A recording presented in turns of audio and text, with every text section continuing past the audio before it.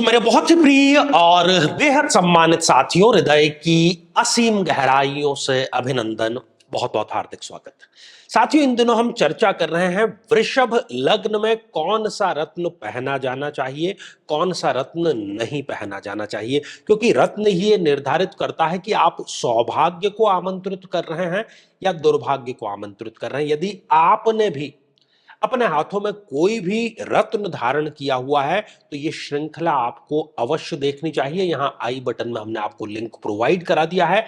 अपने लग्न से संबंधित एपिसोड अवश्य अवश्य और अवश्य देखें। और जब भी आप ये एपिसोड देख रहे हैं तो अपनी जन्म पत्रिका खोल करके अपने समक्ष रखिए, आप लग्न कुंडली खोलिए और जिस रत्न के बारे में चर्चा की जा रही है, जो कारण बताया जा रहा है, उस कारण को जानने के पश्चात ही किसी रत्न को पहनने ना पहनने का निर्णय आप जरूर लें। तो साथियों, बिना किसी देरी के, साथियों, देव उठनी एकादशी केवल मांगलिक कार्यों की शुरुआत करने भर तक सीमित नहीं है, बल्कि यह दूर कर सकता है आपकी जन्म पत्रिका से मंगली दोष। यदि आप भी एक मंगली जातक हैं और इसी कारण से आपका जो विवाह है वो संपन्न नहीं हो पा रहा, रिश्ते नहीं आते, आते तो ऐसे आते हैं जो कि आपको पसंद ही नहीं आते, तो इस देव उठनी एकादशी को संकल्प पूर्वक हमारे साथ में माता तुलसी के विवाह का उत्सव मनाइए और अपने नाम पर आप इस संकल्प को ग्रहण करके अपनी जन्म पत्रिका में जो मंगली दोष है उसको दूर करें और इसी मांगलिक कार्य के निमित्त अपने विवाह के मांगलिक कार्य को भी इसी वर्ष संपन्न कराने का संकल्प पूर्ण कीजिए। वृषभ लग्न की जन्म पत्रिका के बारे में बात करेंगे। यह है वृषभ लग्न की जन्म पत्रिका। 2 नंबर आप देख पा रहे हैं कि लग्न में लिखा हुआ है, 2 नंबर से जन्म पत्रिका का प्रारंभ हो रहा है।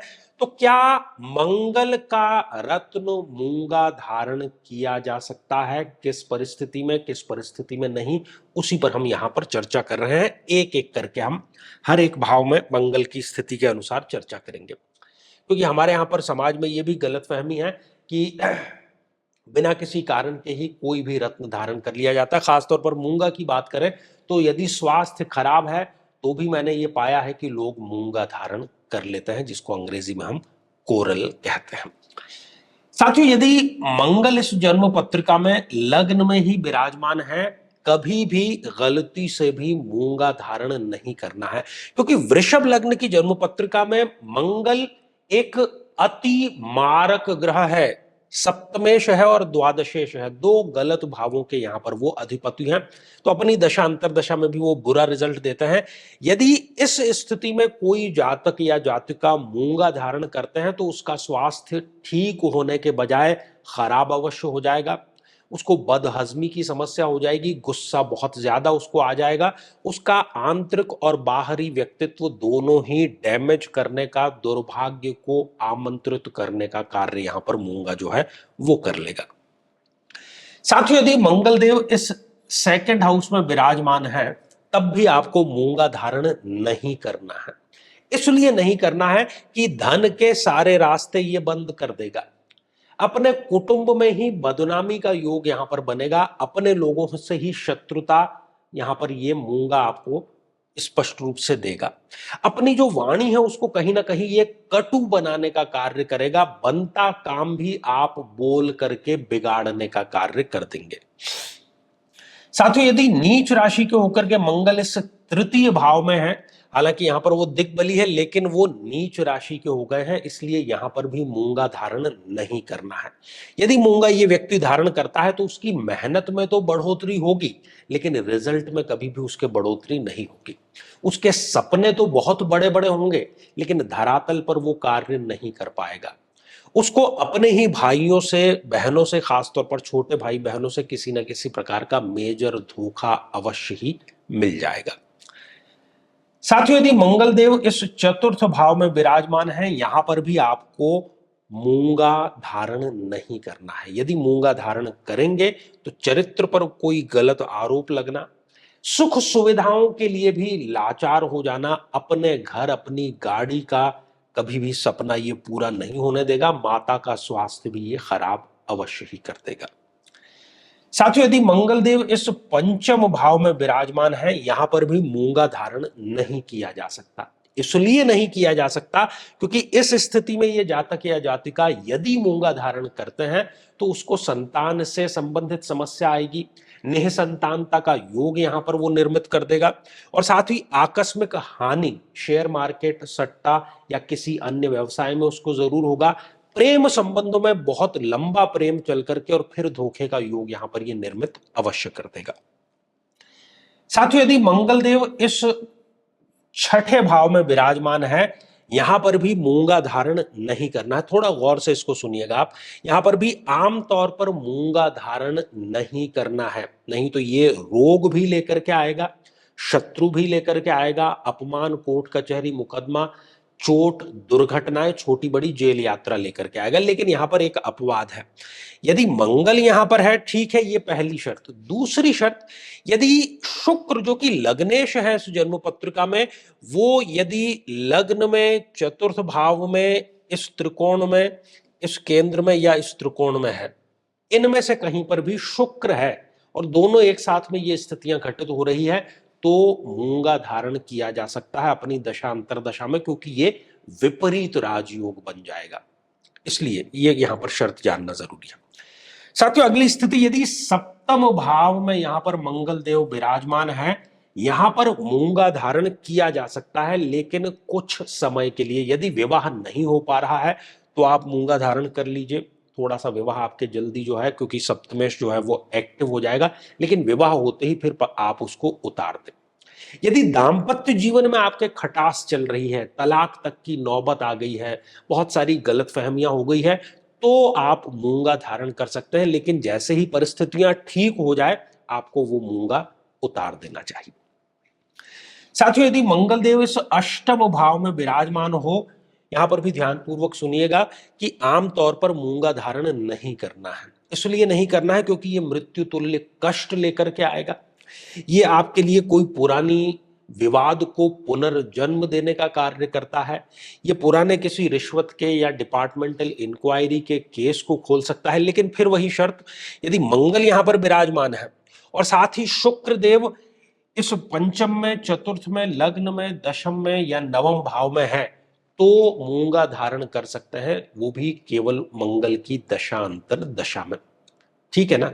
इसलिए आपको यदि समझ नहीं आ रहा है तो आप किसी ज्योतिष विद्वान की सलाह लेकर के ही मूंगा धारण करें। हालांकि इस एपिसोड में सारी जानकारी आपको दे दी गई है, फिर भी यदि कंफ्यूजन हो तो। साथियों, मंगल देव यदि उच्च राशि के होकर के इस नवम भाव में विराजमान हो, तब भी मूंगा धारण आपको नहीं करना है।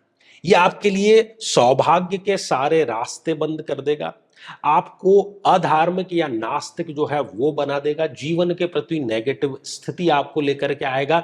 बिजनेस की यदि बात करें तो उसमें मीटिंग तो बहुत सारी होगी, लेकिन फ्रूटफुल कुछ भी नहीं रहेगा। साथियों, यदि मंगल देव इस दशम भाव में विराजमान हो, यहां पर भी मूंगा आपको धारण नहीं करना है। इसलिए नहीं करना है क्योंकि ये पिता से मतभेद आपके करवा देगा। यदि मूंगा धारण किया है तो व्यक्ति जीवन को पूरा अस्त व्यस्त कर देता है। किसी पद पर है, सब चीजें ठीक ठाक चल रही है, लेकिन स्वयं ही उस पद को छोड़ करके चला जाएगा। स्टूडेंट को तो बिल्कुल भी यहां पर मूंगा धारण नहीं करना है, नहीं तो उसका जो एकाग्र चित्तता है वो उसकी समाप्त हो जाएगी और कहीं ना कहीं ये मूंगा धारण करके आपको बदनामी का योग भी जरूर निर्मित हो जाता है। साथियों, यदि मंगल देव इस एकादश भाव में विराजमान है, यहां पर भी मूंगा आपको धारण बिल्कुल भी नहीं करना है। ये अच्छी खासी आय को तुरंत समाप्त करने का कार्य कर देगा। ये इच्छाओं की कभी पूर्ति होने ही नहीं देगा। ये अपने ही लोगों को आपका शत्रु बनाने का कार्य कर देगा। लाभ कभी भी नहीं होगा, हर एक चीज यहां पर हानि ही हानि आपके स्पष्ट रूप से होगी।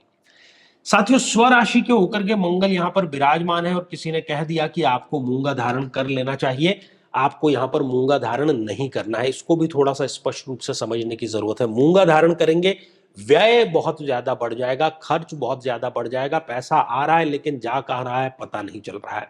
वृद्धावस्था से संबंधित समस्याएं यहां पर ये देता है। इसके अतिरिक्त आपको क्रोधी बनाता है, अपमानजनक स्थितियों का सामना करना पड़ता है, व्यक्ति किसी न किसी प्रकार का नशा जो है वो जरूर करने लग जाता है, छोटी बड़ी जेल यात्रा भी उसके हो सकती है। लेकिन फिर वही शर्त, यदि मंगल यहां पर 12th हाउस में है, साथ ही शुक्र केंद्र में या त्रिकोण में है, इसको सप्तम भाव को छोड़ करके, तो विपरीत राजयोग की स्थिति में आप मंगल की दशा अंतरदशा में मूंगा धारण कर सकते हैं। तो साथियों, हमने समझ लिया है कि मूंगा आपको कब धारण करना है, कब नहीं करना है, बहुत सावधानी पूर्वक करना है। कारण भी आपको बता दिया गया है। यदि आपने फिर भी मूंगा धारण किया हुआ है तो तुरंत प्रभाव से आपको उसको उतार देना चाहिए। तो साथियों, ये तो था एपिसोड वृषभ लग्न में मूंगा को लेकर के। हर एक लग्न में हर एक रत्न को लेकर के हम चर्चा कर रहे हैं, तो इसलिए बाद में आप पछताएं, इससे पहले ही आप अपने लग्न से संबंधित, अपने रत्न से संबंधित एपिसोड अवश्य देखें। ठीक है। दूसरा, यदि आप भी चाहते हैं कि आपकी कुंडली का सूक्ष्म विश्लेषण हो, समस्या का समाधान हो, तो आगामी समय में मैं स्वयं इन शहरों में उपस्थित रहूंगा। आप समय लेकर के मिल सकते हैं या फिर टेलीफोनिक या वीडियो कॉल के माध्यम से भी जुड़ सकते हैं। जो लोग चाहते हैं कि वो निःशुल्क मार्गदर्शन प्राप्त करें, तो उनके लिए हम शनिवार को लाइव विशेष रूप से आते हैं। तो जब भी हम लाइव आते हैं उसमें हम निःशुल्क मार्गदर्शन करते हैं। तो निःशुल्क मार्गदर्शन करने के लिए आपको इस वीडियो को हाइप करना है, और हाइप करके वो स्क्रीनशॉट व्हाट्सएप पर आप भेजिए, तो उन दर्शकों को हम विशेष रूप से उसमें शामिल करने का कार्य जो है वो अवश्य करेंगे। साथ ही यदि आप मंगली दोष से पीड़ित हैं, तो अभी देव उठनी एकादशी को 2 नवंबर को संकल्प पूर्वक मंगल दोष निवारण के लिए तुलसी विवाह का संपन्न यहां पर हम विद्वान पंडितों के माध्यम से कर रहे हैं। उसमें यदि आप भाग लेने के इच्छुक हैं तो भी आप व्हाट्सएप पर संपर्क जरूर कर सकते हैं।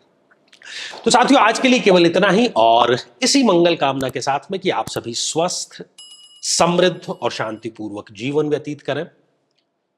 नमस्कार। साथियों, कई वर्षों के जन्म पत्र का अध्ययन और लाखों कुंडलियों के अध्ययन के बाद हम ये कह सकते हैं कि यदि किसी की जन्म पत्रिका में गुरु पीड़ित है, तो उसको इस ग्रह की महादशा में इन 9 लक्षणों का, इन 9 कष्टों का, पीड़ाओं का अवश्य सामना करना पड़ता है। व्यक्ति मोटापे से ग्रसित रहता है, शरीर के किसी न किसी हिस्से में उसको गठान की समस्या रहती है, संतान या तो होती नहीं, होती भी है तो व्यक्ति संतान से पीड़ित ही रहता है, पढ़ाई में व्यक्ति के बाधा अवश्य आती है, अपना घर बनाने का सपना सपना ही बना रहता है, जीवन में निरंतर अपमानजनक स्थितियों का सामना करना पड़ता है, खासतौर पर लीवर से संबंधित किसी न किसी प्रकार की पीड़ा सदैव बनी रहती है, याददाश्त की कमजोरी रहती है, और साथ ही यदि युवा हैं तो सही समय पर विवाह संपन्न नहीं हो पाता है।